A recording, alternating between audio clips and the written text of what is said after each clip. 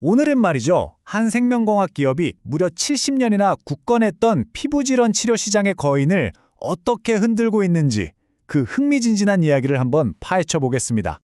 이게 얼마나 대단한 혁신인지 제대로 알려면 먼저 수십 년 동안 수많은 환자들이 겪어왔던 그 끝없는 고통의 악순환, 이걸 먼저 들여다봐야 합니다. 자, 그래서 첫 번째 이야기입니다. 바로 오랫동안 이 시장을 지배했지만 동시에 아주 치명적인 한계를 가지고 있었던 치료제, 바로 국소 스테로이드의 시대에 대한 이야기입니다. 이 숫자를 보세요. 70%. 무려 70년 동안 이 염증성 피부 질환 치료제 시장의 70%를 국소 스테로이드가 독차지해 왔다는 겁니다. 이건 거의 모든 환자들이 이 치료법 하나에만 의존해 왔다는 얘기죠. 물론 단기적인 효과는 있었겠죠. 하지만 그 대가는 너무 컸습니다.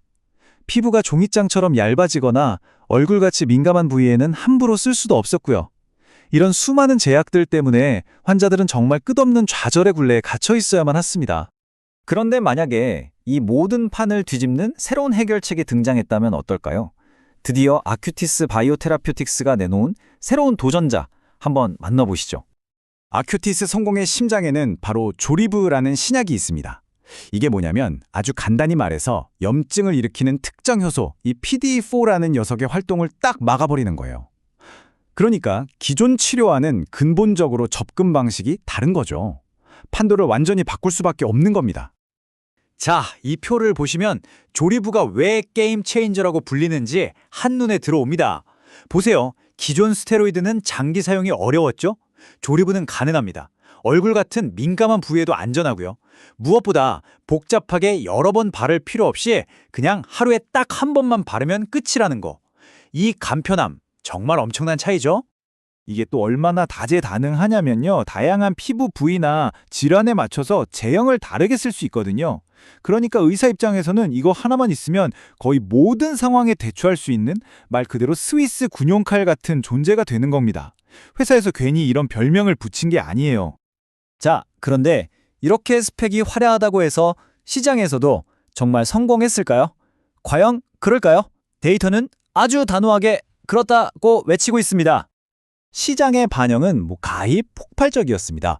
그래프를 보세요. 불과 1년 만에 매출이 122%나 급증했어요.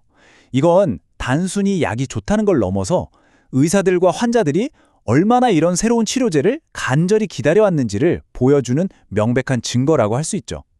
그리고 이 성장이 마케팅이나 그런 걸로 만들어진 게 아니고요. 순전히 수요, 그러니까 이 약이 필요하다는 현장의 목소리로 만들어진 겁니다. 회사가 최근에 밝힌 걸 보면 첫 출시 이후에 누적 처방 건수가 벌써 100만 건을 훌쩍 넘었다고 해요. 엄청나죠? 자, 아큐티스의 CEO가 직접 이런 말을 했습니다. 우리는 국소 스테로이드 처방이 조립으로 점진적으로 전환되는 것을 목격하고 있다. 이게 무슨 뜻이겠어요? 그냥 새로운 옵션이 하나 추가된 정도가 아니라는 겁니다. 기존의 표준 치료법을 아예 대체해 나가고 있다는 아주 강력한 자신감의 표현이죠. 네, 그러니까 여기서 우리가 짚고 넘어가야 할 점은 이게 결코 운이 좋아서 터진 한 방이 아니라는 겁니다.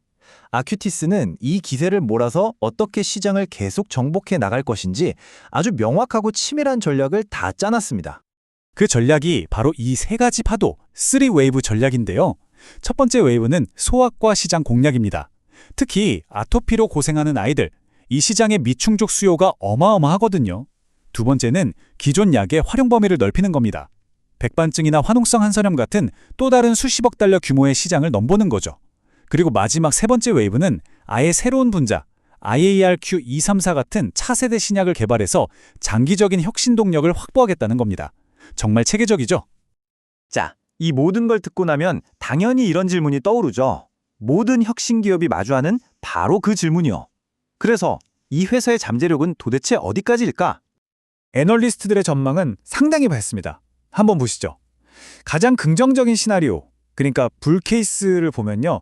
연간 최대 매출이 무려 25억 달러에 달할 수 있고, 그렇게 되면 주가는 지금과는 비교도 안 되는 수준까지 치솟을 수 있다는 분석입니다. 잠재력이 어마어마하죠. 자, 그럼 투자 관점에서 정리해볼까요? 낙관론의 핵심은 이겁니다. 제품 끝내주지, 상업적 실행 능력 완벽하지, 성장 전략 명확하지, 수익성으로 가는 길도 보이지, 거의 완벽에 가깝다는 거죠. 반면에 비관론은 이런 질문을 던집니다. 과연 이 엄청난 기세를 계속 유지할 수 있을까? 경쟁이 더 심해지면 어떡하지? 약 하나에 너무 의존하는 건 위험하지 않나? 이것도 충분히 합리적인 우려죠. 결국 아큐티스는 이 약 과연 팔릴까? 라는 의심의 단계를 완벽하게 지나서 이제 과연 어디까지 성장할 수 있을까? 라는 기대의 단계로 넘어왔습니다. 시장의 판도를 바꾼 이 게임 체인저의 성장이 과연 어디까지 이어질지 앞으로 지켜보는 일이 정말 흥미로울 것 같네요.